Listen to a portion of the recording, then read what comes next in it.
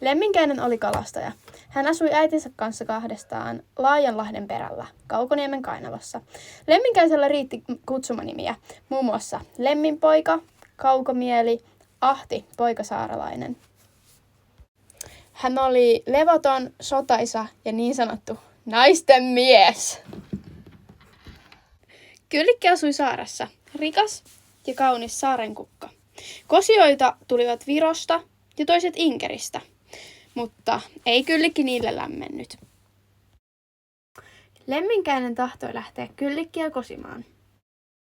Kyllikki on sinua parempi ja rikkaampi. Eivät he huoli sinua saaren suureen sukuun. Ei haittaa, vaikka en ole suuri suvultani. Olenpahan muita komeampi. Siellä sinua pilkkaavat. Minulla on konstini. Naiset eivät minulle naura. Voi onneton. Jos alat houkutella saaren naisia, siitä vasta sota syttyy. Saat kaikki saaren miehet niskaasi, 100 miestä miekallista sinua vastaan. 5 vanhan varoituksista. Lemminkäinen valitsi parhaan hevosensa ja ajoi suoraan saaren kuuluisaan kylään.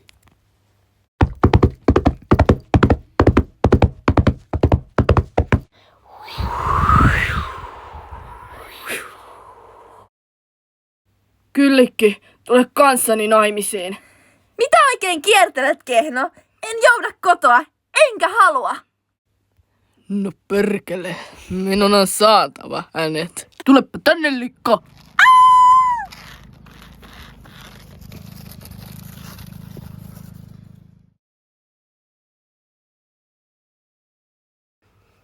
Kyllikki itki ja valitti.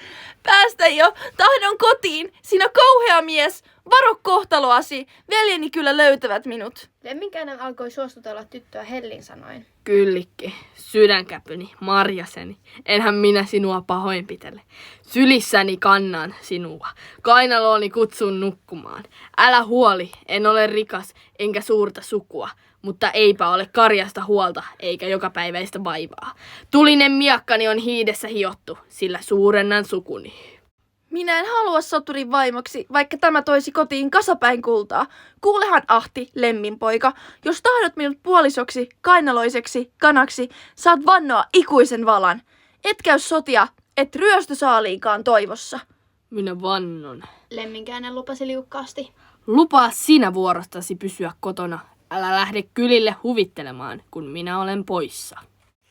Hyvän sait, hyvän tapasit, hyvän luoja sinulle lupasi. Niin on puhdis kuin pulmunen lumella, niin on kirkas kuin tähti taivaalla. Laadi nyt lattiat laveat ja tee koko tupa parempi. Niinpä Kyllikki ja Lemminkäinen opettelivat elämään yhdessä. Kaukomieli ei pyrkinyt sotaan eikä Kyllikki kylän huvituksiin. Eräänä aamuna Kaukomieli lähti kalankutuun. Missäköhän Lemminkäinen on? Hän ei ole tullut yöksi kotiin. Taidan lähteä kylälle karkeloimaan.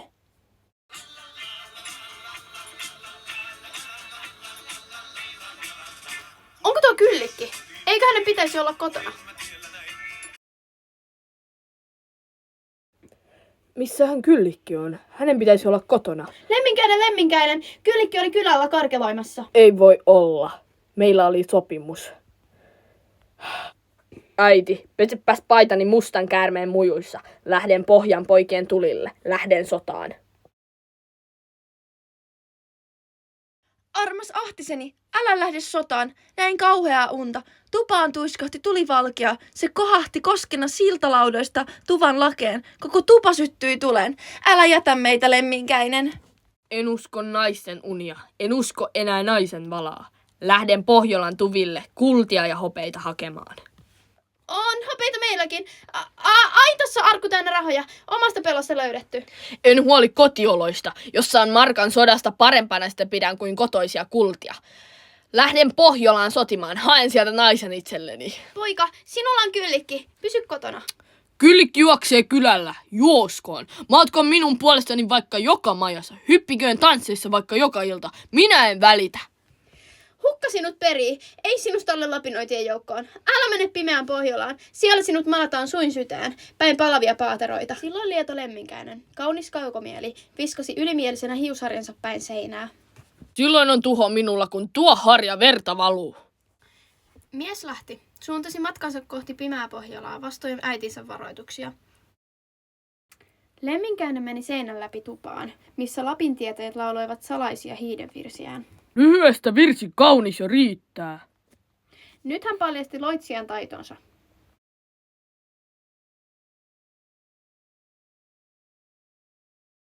Miksi et minua laula? Enkö kelpaa mieheksi? Tekosi ovat inhottavia.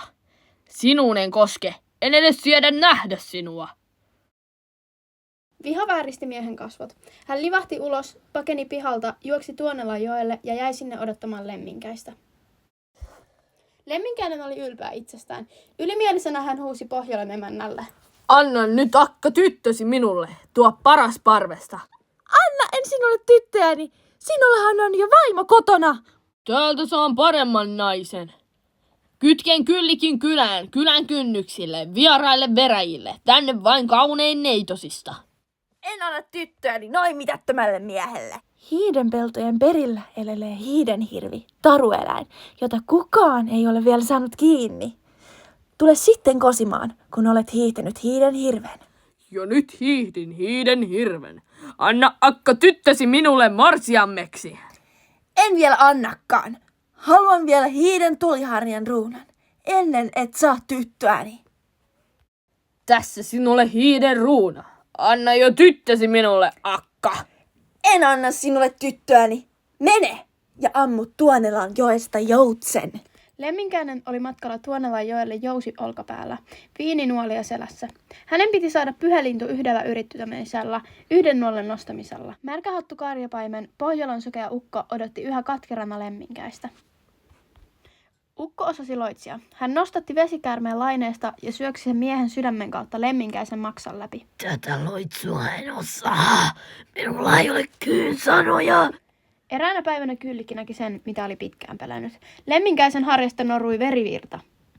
Ja nyt on mennyt mies minulta. Poikani! Minun on nyt lähdettävä etsimään poikaani. Lemminkäisen äiti saapui Pohjolaan ja kysyi heti Louhelta poikaansa. En tiedä pojastasi, minne liää kadonnut. Tai nyt joutua suden suuhun. Nyt aloitti Lemminkäisen äiti raskaan työnsä. Äiti ei hellittänyt. Hän veti vielä harvalla pitkin jokea. Nyt nousivat pintaan palaset kättä, päätä, selkäluuta, kylkiluuta.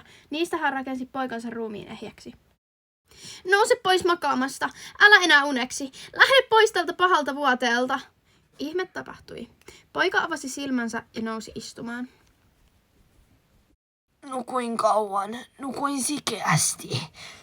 Olisit maannut kauemminkin ilman äitiäsi, mutta miten jouduit Tuonelan jokeen? Kuka sinut sinne töönsi? Lemminkäinen kertoi sokeasta karjanpaimenesta ja siitä, ettei ollut tiennyt oikeaa loitsua. Vesikäärmen sanoja. On siinä minulla poika. Kehut nujertavasi koko Pohjolan väen, etkä tiedä tavallisintakaan loitsua. Vesikäärmeen on syöjittäreen sylkää, muista se. Lemminkäinen oli nyt elossa ja entistä ehompi, komea mies, mutta mieli oli entisissä. Häntä harmitti tappionsa Pohjolassa. Ei antanut louhi hänelle kaunista tytärtään, Mokomakin homekorva. Lopeta jo. Nyt heti kotiin ja kiitä onneasi, Mokoma poika. Kuolleena makaisit vielä ilman äitiäsi, ja mitä minä olisin voinut olla ilman toimia totisen luojan? Hän sinut henkiin herätti.